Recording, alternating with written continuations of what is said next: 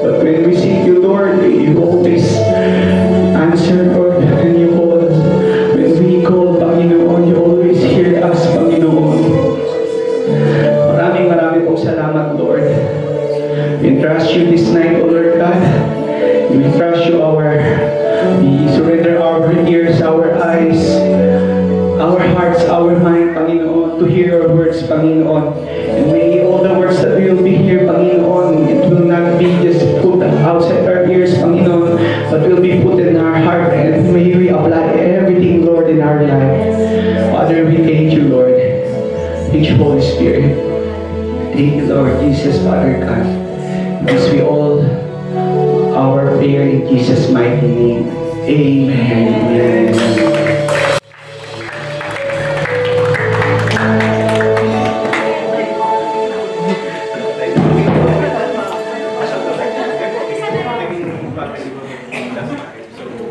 Good evening, church!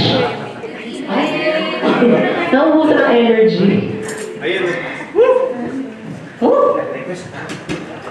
Okay po, so before we proceed for our work for tonight, so let me introduce to you po the vessel of the word. So, she's the head of the kids ministry, and she's the assistant head of women's ministry and usher ministry. I think she's the smallest.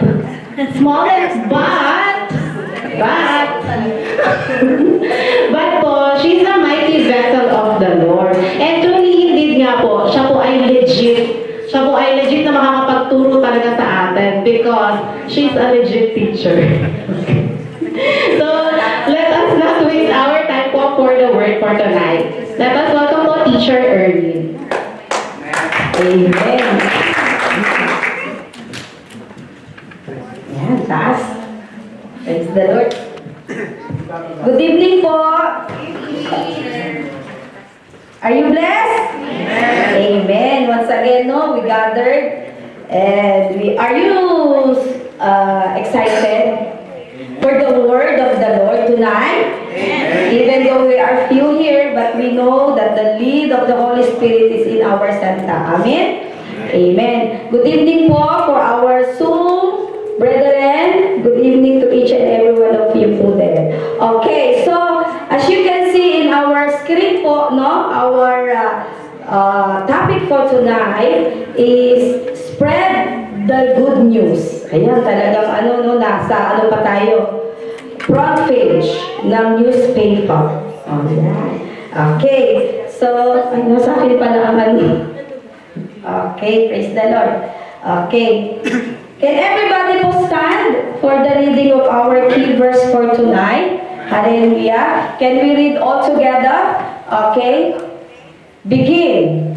He said to them, you are going to go to all the world and preach the good news to every person. Let us pray po. Our Heavenly Father, we thank you, O God, for today, O God, for tonight. Once again, O Lord, you gathered us, O Lord, and we will feel, Lord, your presence in the midst of us, O God. Father, we thank you for our brethren who are here, O Lord, standing, O God, and excited, Lord, for your word for tonight, O God. And even, O Lord, for our brethren in the Zoom, O Lord, open their spiritual ears, O God, and their heart, as well as our people here, O Lord, in the place where you are here, O God. Father, hide me at your back, O Lord. Let your word alone be exalted, O God. Lord, Father, we thank you, we give you praise. In Jesus' name we all pray. Amen. Amen. Hallelujah. Okay. Let's read po from other translation our keywords. So bear with me po from time to time. I will drink water and medyo tayo ngayon. Malat ng konti. Okay, so from the book of Mark chapter 16 verse 15 for NIV version it says, he said to them, go into all the world and preach the gospel to all creation. In King James Version po, it says, can you read with me? And he said unto them, go ye into all the world and preach the gospel to every creature. Yan. And, ayan na. And in New King James Version naman po, it says there, and he said to them, Go into all the world and preach the gospel to every creature. In Amplified version naman po, it says, same key verse, and he said to them, go into all the world and preach the gospel to all the creation. Kala ko natutulog kayo eh. Okay, yan. So, and I will ask our media team to please flash in the screen po the key verse. Okay, Mark 16 verse 15 to 20. And I want everybody to read first. Okay, one by one. Ready, go. He said to them, go into all the world and preach the gospel to all creation. 16, whoever believes and lives, but whoever does not believe will be condemned. Next, 17. These signs will accompany those who believe. In my name they will drive out demons. They will speak in new tongues.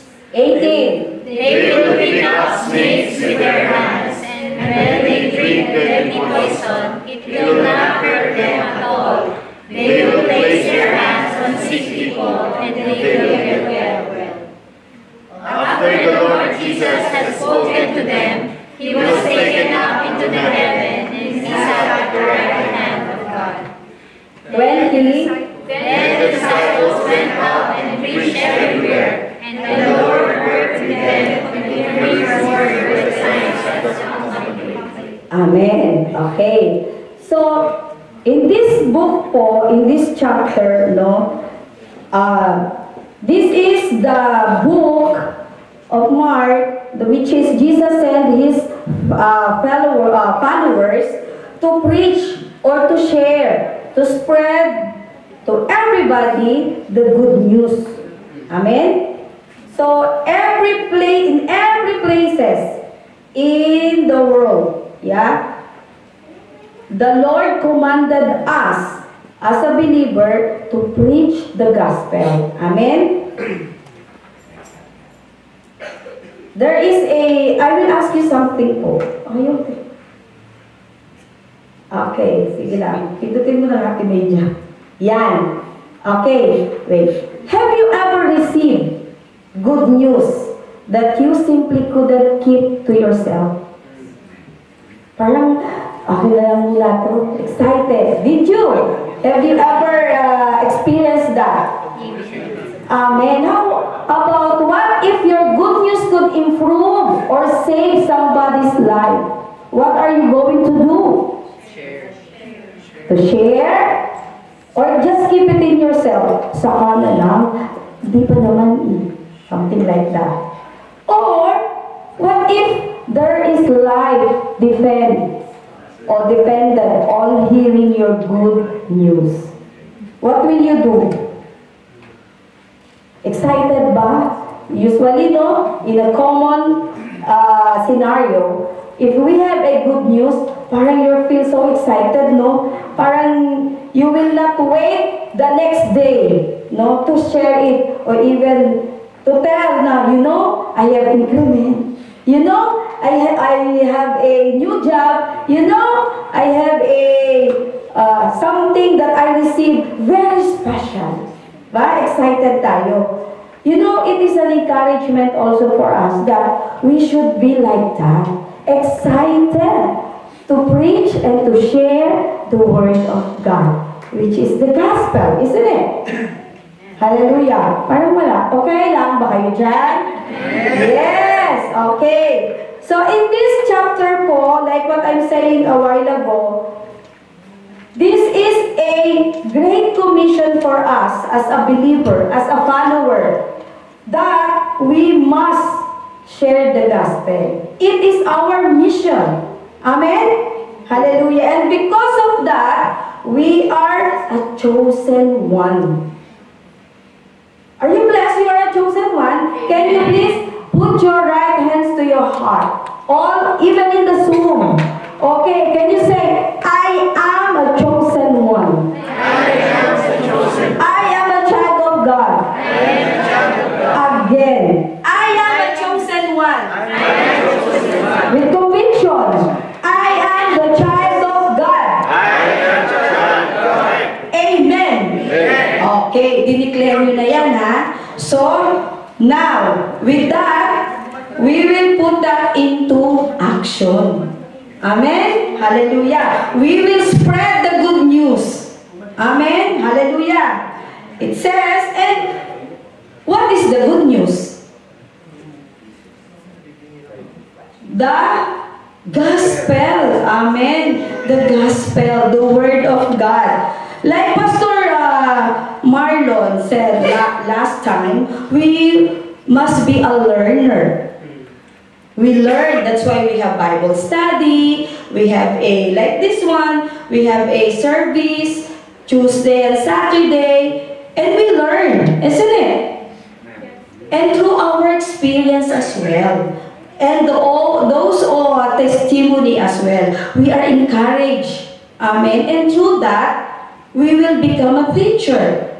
Hindi lang ako ang teacher dito, kayo din. Amen. Hallelujah. And we will put it into action to share the word of God. Like what Pastora May tackled last time. She said, you need to be saved and share. We are all saved, isn't it? Amen. By grace we are saved. And what are you going to do? Share.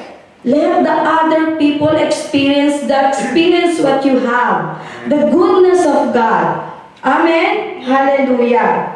And what is the good news? We said that the good news is the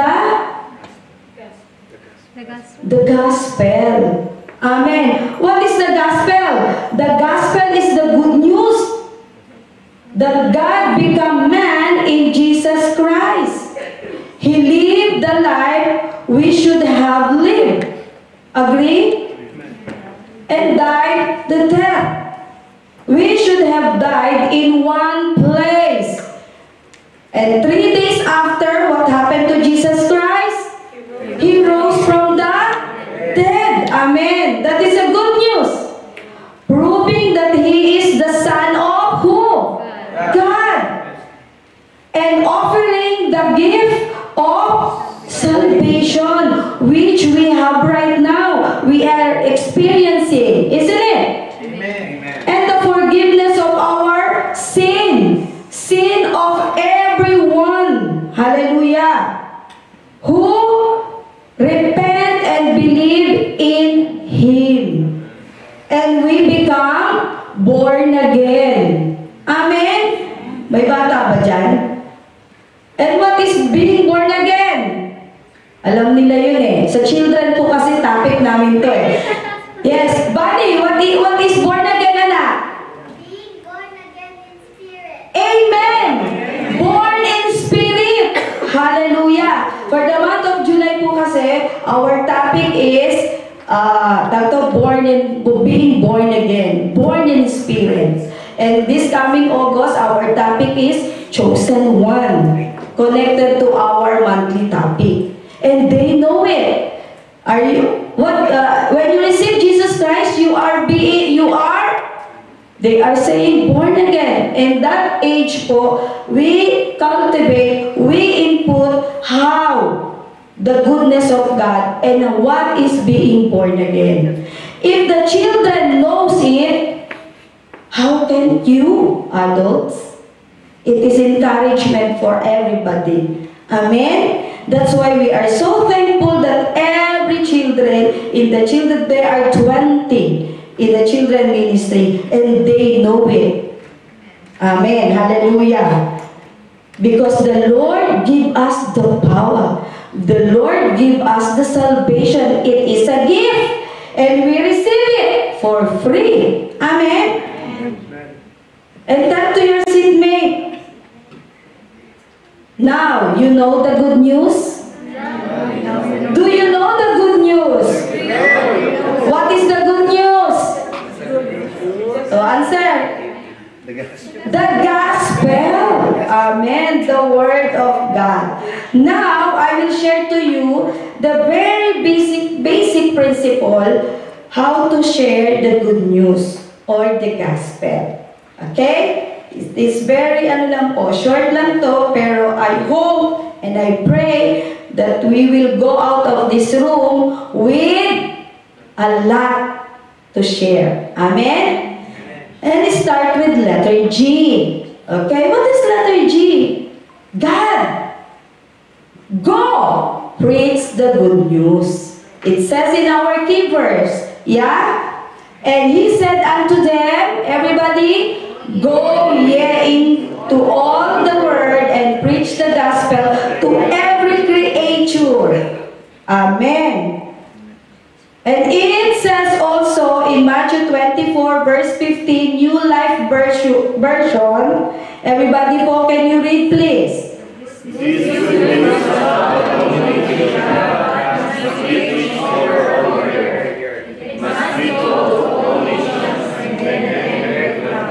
Praise the Lord.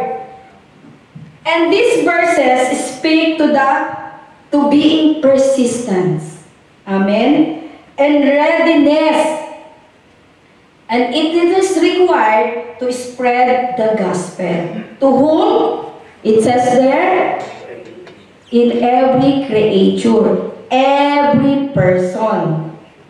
And it emphasizes the need for being patient.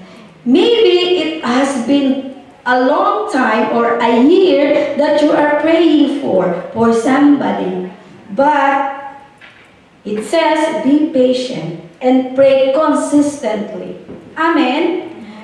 Because if the time comes, I, the Lord, will make it happen. Amen. And we should know the teaching about the gospel. In any circumstances, we must. Anytime, anywhere, we must. Amen? Intentionally or unintentional, we can. Amen po? Amen. Hallelujah. It says there, everybody let's read. But Jesus told them, let the dead burn their own dead. You, not me, you, and also me, I rather. However, what is the command? Go and proclaim the kingdom of God. Luke 9:60. It is a command that we will go. So what is the first principle that we are need to do? Go and preach the gospel. Amen. Next. Are you ready? Di nga. Okay. It says, obey God's calling to you. Amen. We are called to be a teacher, to be ambassador. Amen. Hallelujah. And it says to our in chapter 2, verse 20 of chapter 16, Mark, it says, the followers went from there and preached everywhere. The Lord worked with them. The Lord showed that the word of God was true by the special works they had power to do. When we receive Jesus Christ as our Lord and Savior, we have the power. Amen? And we need to, use it. Amen. Hallelujah. So we have the power to do it, to preach the gospel. Huwag nang mahiya. Diba? It is a good news. Amen? And it is encouragement po for each and every one to be,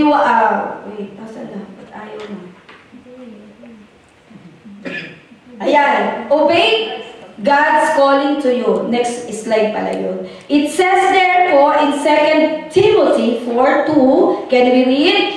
Preach the word, be ready in season and out of season, convince, rebuke, exhort with all long suffering and teaching. Yes, it is hard. It is sometimes we feel the shyness, we feel the parang Wait lang muna. But no, because of the power of God entrusted and you are anointed, we have the key to share. Amen? Hallelujah. It says in 1 Peter, 3:15, it says, but in your hearts, revere. It means, revere Christ as Lord. Always be prepared to give an answer to everyone who asks you to give the reason for the hope that you have. But do this with gentleness and respect. Revere. It means give the honor, the admiration, or deep respect to our Lord Jesus Christ. Ipagkakait mo ba yung regalo na ibinigay sa iyo ng Lord? You have the blessing, the authority. You will just put it in yourself. Diba sabi, the more you share, the more you receive. Amen. So, are you ready? Amen. To go and preach the gospel and stand with your calling. Amen. Hallelujah. And the next one is overcome fear. You need to trust the Lord. Amen. We need to go. And the second one is obey. When we obey, sometimes there are doubt. Bakit ganun tayo, no? Ang hirap sumunod. Because there is something there bothering in you. There are obstacles in life. May kaunting shyness. Tawagin ko na lang si Kuya Andrew. Bahala na siya doon. Magaling naman siya dyan. Evangelism. Ay! Magpapasama ako. Sino kaya? Kuya Aldrin na lang. Kaya niyan. Total. He is more talkative than I am. Something like, he has the courage to do it on my behalf. There should no excuse at all. Amen?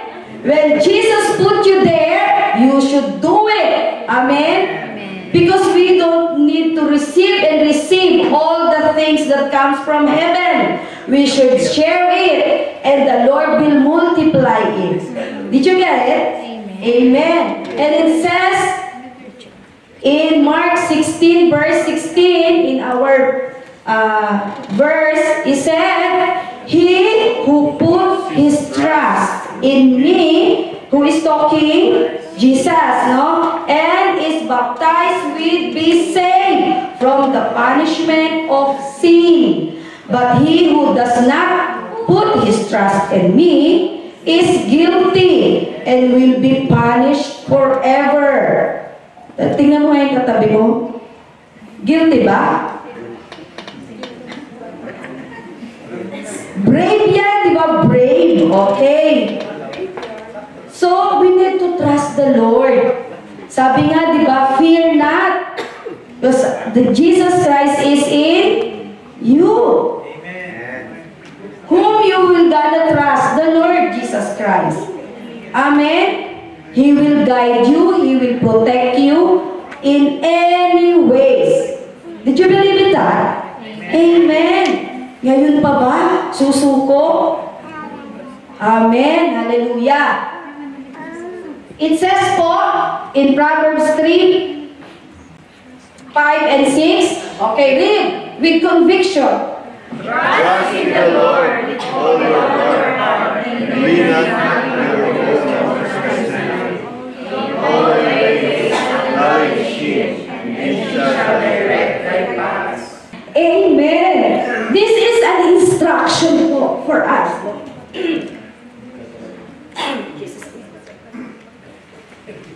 Instruction for each and every one of us to put the trust in Jesus Christ. Amen? Amen. And let's acknowledge the wisdom and the knowledge that God given to us. Amen? Not of our own sake, not of our ability, I can do, but no. Who is the source of everything? Jesus Christ.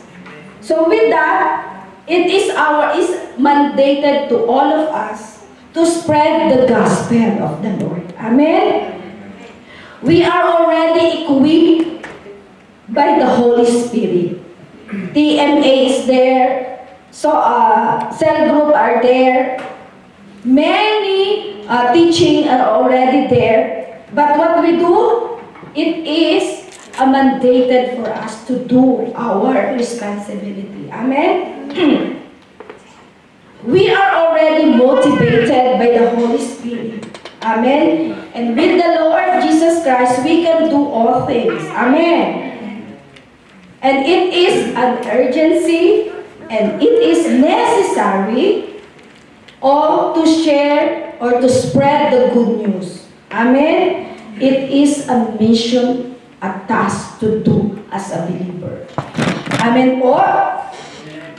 Are you still there? Amen. Amen. Hallelujah. Malapit na tayo matapos. So what is the number one? Go. Second? Obey. The third one is? Overcome fear. And the next one is? Declare the power of God, which you have. Gamitin mo. This is the time to shine. Amen. Hallelujah. It says there, in Mark 16 verse 20, can we read? The followers went from there and preached everywhere. The Lord worked with them. The Lord showed the word that God was true, with the special works they had power to do. Amen. The power to do. Praise God. The Word of God is active and alive, isn't it? Amen. When we share the Word of God, there is great impact. Amen. To the person who hear it. They will encourage, especially our personal testimony, how Jesus Christ give us the gift of salvation. How you encounter Jesus Christ.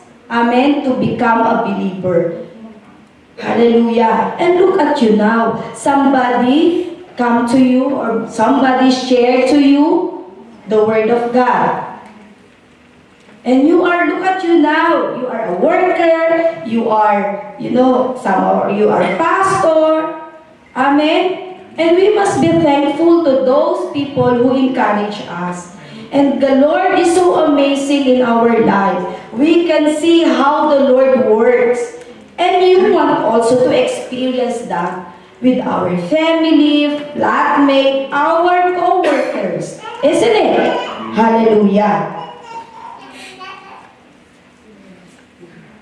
In verse 17 to 18, it says there, this special power works will be done by those who have put their trust in me. In my name, they will put all demons out. Yeah, out niya. Imagine, there is the power. Lahat ng gawa ng kaaway, wala yan. Amen? Ano sabi dyan? They will speak with languages they have never learned. Hallelujah! They will pick up snakes. If they will drink any poison, it will not hurt them. They will put their hands on the sick, and they will be healed. Hallelujah! Ano ba sinabi ng Lord in Luke chapter 10 verse 19? Everybody, let's read. Behold, I give you the authority to trample on the serpent and scorpion, and over all the power of the enemy. Amen. Because we are victorious. We are more than conqueror. Amen? At lahat ng mga upuan na yan, ma-occupied yan in Jesus' name. Hallelujah! Especially yung mga sick, mas maganda nga silang i-share, bahagihan ng salita ng Diyos because they need Jesus Christ. Amen? The moment they hear, you know kapatid, God will heal you. And they are open. You know, and they need, amen, the anointing, the Jesus Christ, that they will receive the power and the authority. Hallelujah. Because of that, in Acts chapter 1 verse 8, what do we have? But you will receive what? The power when the Holy Spirit comes on you, and you will be my witnesses in Jerusalem and in all Judea and Samaria and to the end of the world or the earth. Hallelujah, Lord. Thank you. It is our privilege. Amen. Nandiyan na. Pakakawalan mo pa ba? Yun ay hamon ng buhay sa atin. Ng buhay na walang hanggan na ipinagkaloob sa atin ng Panginoon. Amen?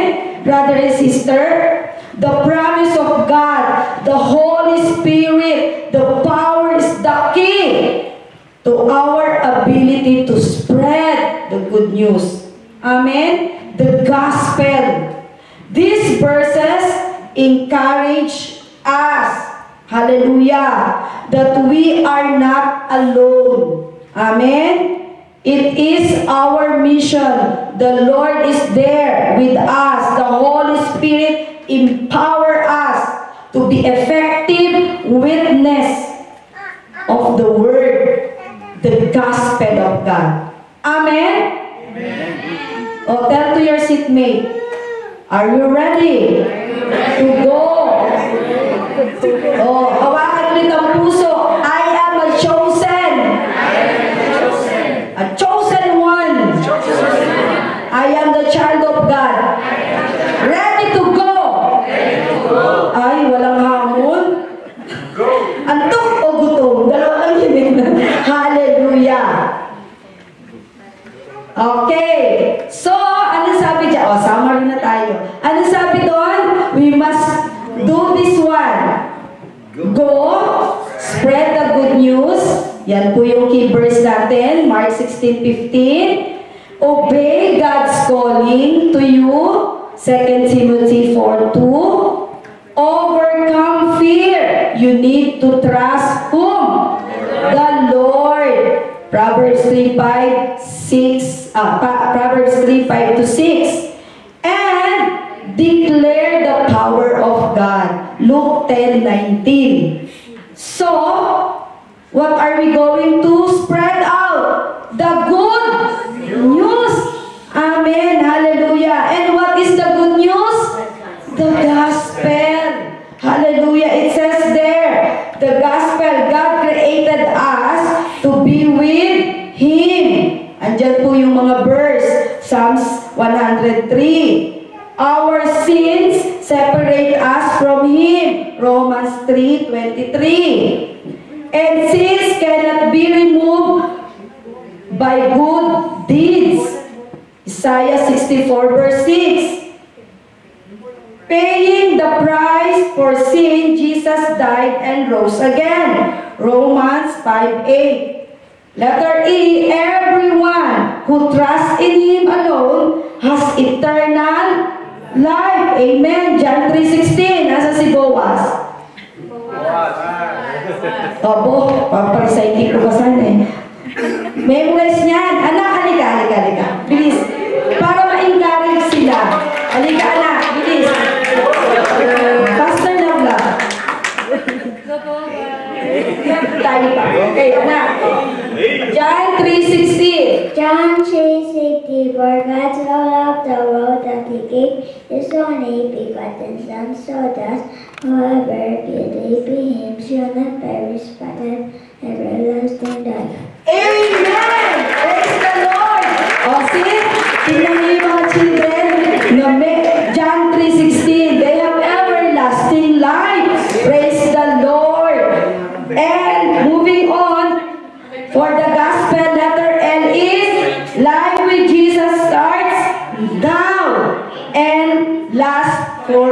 forever. John 17:3. So what are we going to do, brother and sister? Spread the good news. Amen. Hallelujah. And this is an encouraging conclusion. Hallelujah. Can we read? The Bible makes it clear that spreading the gospel is not optional, but a central aspect of being what? A Christian life. It's a mission filled with challenges, but also with divine support and the promise of eternal impact, and be inspired by the Holy Spirit with love, patience, and urgency to fulfill the Great Commission entrusted to us. We should feel the hearts of other people by what? Sharing the gospel to everyone so that they will have everlasting life and will experience the goodness of God. Amen. Are you encouraged? Amen. Are you going to share the word of God? And next week you will bring one soul. And these chairs will be occupied. Amen. Praise the Lord. And this is your challenge, brother and sister. Ayaw na. Hi. Ayan. Oh. Ayan na. Ibigay na kaagad. Challenge. Everybody. Then he said to his disciple, who are the disciple of God, raise your hand. The harvest truly is plentiful, but the laborer are few. Therefore, pray the Lord of the harvest to send out laborers into his harvest. So what will we do? Go! Spread the good news. Hallelujah. And when we meet our Lord Jesus Christ in heaven, He will be happy and He will tell us, ayaw na. Pati yung malat na din. Everybody, and He will tell us, well done, good and faithful servant. Enter into the joy of your master. Are you excited? Amen. To embrace. And we will say, Lord, we're ready to go. Amen. Ayan, namatay na. Hello. Okay, can we stand up po? Let's pray. Hallelujah, Father. Our living God. Truly, O Lord, you are our great, mighty, O Lord Jesus Christ. Thank you for the life that you have given unto us, Lord. Thank you, O God, that you have given us the opportunity, O Lord, for save our life, O Lord, and to give us everlasting life. Father, we thank you because you, O Lord, you are the one who give us the good news, O Lord, so that this life of the one that you are giving us, Lord, will be used for the furtherance of your kingdom, Lord. Thank you, O God, that from now on, Lord, we are standing, O God, and declaring, Lord, that we will go, O God. We will obey you, O Lord, what is you commanded us. We will do the mission, O Lord. And Father God, we will overcome the fear, O Lord, and trusting you, Lord, we do and we believe, Lord, we will do it by your grace, O God, in Jesus' name. And Father, we will declare, O God, that you are our God, the creator of everything. You are our master, O Lord Jesus Christ. And with that, O God, send us, O Lord. And Father, we ask for your heavenly wisdom, O God, as we share your word, O God, intentional or unintentionally, O Lord, you will give us the courage, O God, the wisdom that comes from you, O Lord. Thank you, Father. We believe in you, O God. And Father, we thank you because you are the one who takes control of everything, O God. And tonight, Lord, we are claiming the victory, O Lord, that comes from you. Father, we thank you and we give you praise. In Jesus' name we all pray. Amen.